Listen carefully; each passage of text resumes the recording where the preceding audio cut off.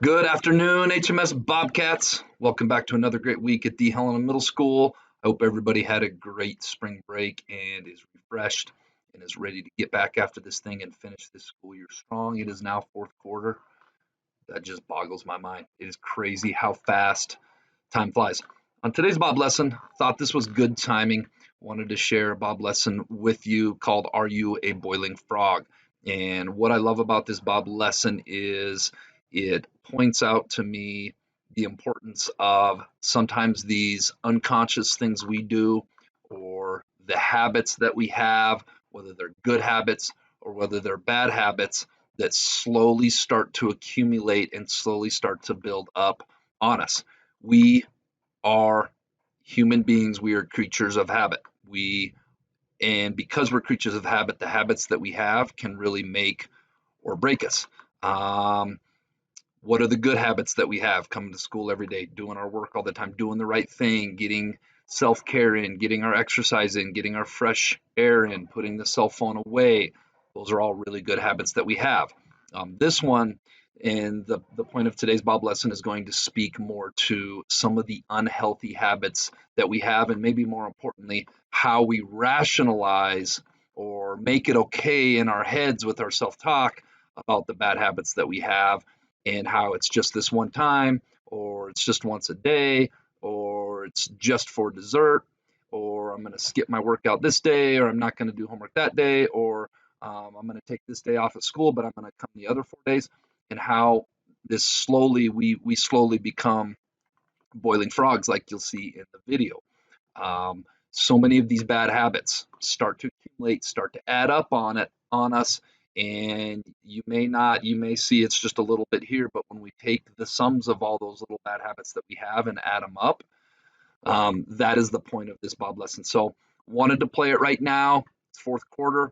Some of you starting to feel like it's been a long year. I've done enough. Maybe taking the foot off the gas pedal a little bit, or maybe starting to let some bad habits creep in, especially with some of you eighth graders. And so that's why I wanted to show this video right now.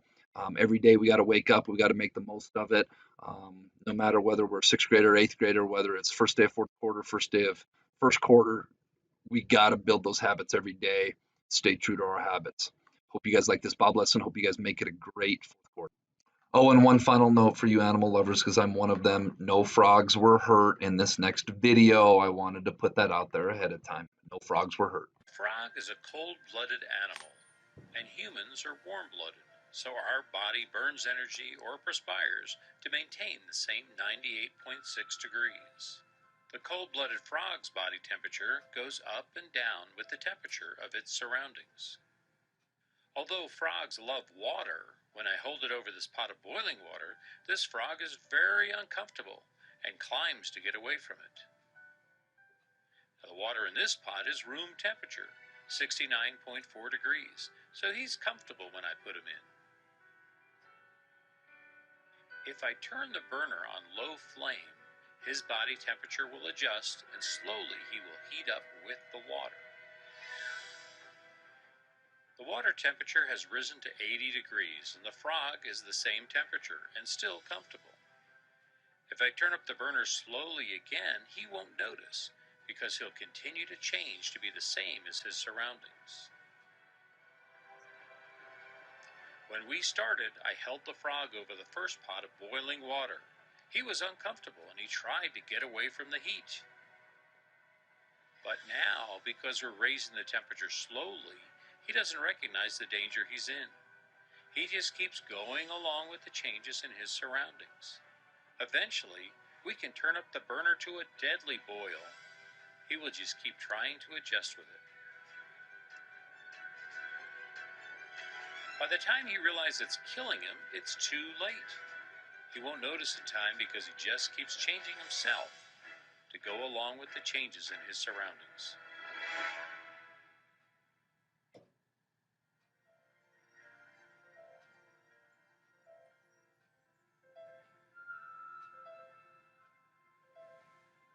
All right, this Bob lesson is going to be titled, Are You a Boiling Frog? But first, let's be our best this week at HMS. Let's be Bob. Let's be safe. Let's be responsible. Let's be respectful. Let's be a learner. All right, on today's Bob lesson, Going to talk about habits and how important habits are in our everyday life. We habitually become what we do.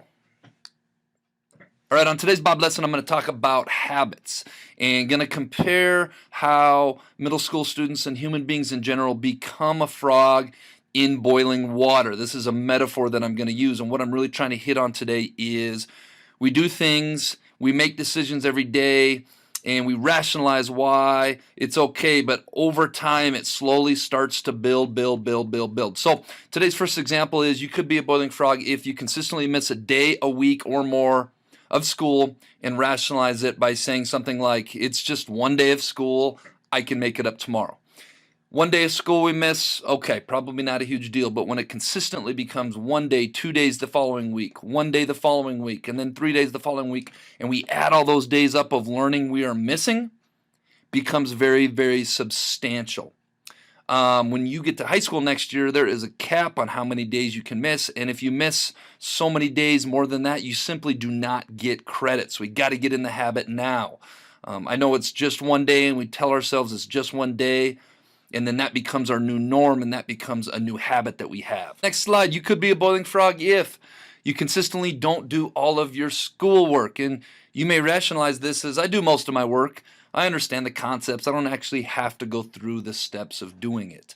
Well, there's a reason that your teachers have you go through those steps and do that work to try it on, see where we get, see what we don't get, make corrections, make adjustments. Teachers need to know what you're understanding and what you're not doing. But so much of life is being industrious. That means having a work ethic, accomplishing something, achieving something.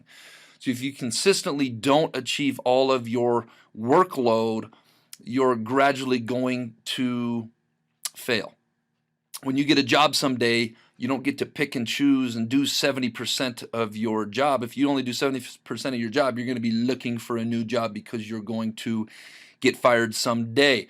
All of the missing work that we do, it gradually adds up and it can sink us down. All right, the last slide is you could be a boiling frog if you consistently aren't getting enough sleep, exercise, eating healthy food, getting self-care, all of those lifestyle things. And you may rationalize it as, I can stay up late tonight and I'll catch up on my sleep another time. Well, you stay up late tonight and then you're dragging the next day and you're not performing as best as you could. Or you could take a day off from an exercise routine if hopefully you are on one. Exercise routine, if I take more than 2 days off, I can definitely feel myself not feeling my best mentally, physically, emotionally. Or maybe you have cheat days in your diet and you eat lots of junk food. When you get to be my age or a little bit older, right now you guys can get away with not exercising, get away with having cheat days and eating junk food, and it doesn't really catch up to you. When you get to be my age, you have a couple of those days and you just start feeling different. You start feeling not your best. Or maybe you get away from your self-care and you work yourself too hard and you don't take time every day, every week to do something that is taking care of yourself. So you could be a boiling frog and slowly changing and not really realizing it if we get off of our sleep, our exercise, eating healthy, taking care of our bodies, taking care of our minds and our souls. That brings us to this week's quote of the week, which comes from Aristotle, which is, we are what we repeatedly do. That's the habits that I'm talking about. Success is not an action, but a habit. It's how we live our life every single day. It's the decisions that we consistently make. It's being in a routine. I was a little short on time on today's Bob lesson, and I could have came up with a lot more ideas of middle school students and the habits we make, where we're not making great habits and we're slowly boiling, and we don't really realize it. You guys, I encourage you to think about what are some of the habits you do that maybe aren't good habits, that maybe are starting to accumulate, and then one day you look in the mirror and you realize, wow, this isn't who I wanted to be or how I wanted to be or in the situation I wanted to be. Hope you guys enjoyed that. All right, let's give away some jelly beans, shall we? The answer to last week's jelly bean question of the week was Mount Everest. Which mountain was the highest mountain in the world before Mount Everest was discovered? Well, it was still Mount Everest. It just wasn't discovered yet.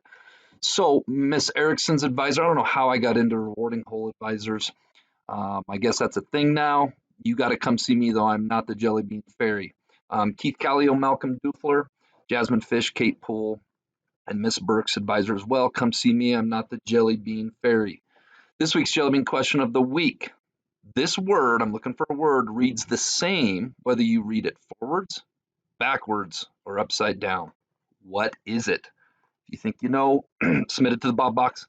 Make sure your name is on there so I can draw you and reward you next week. All right, let's make it a great week. Let's make it a great fourth quarter here, Bobcat.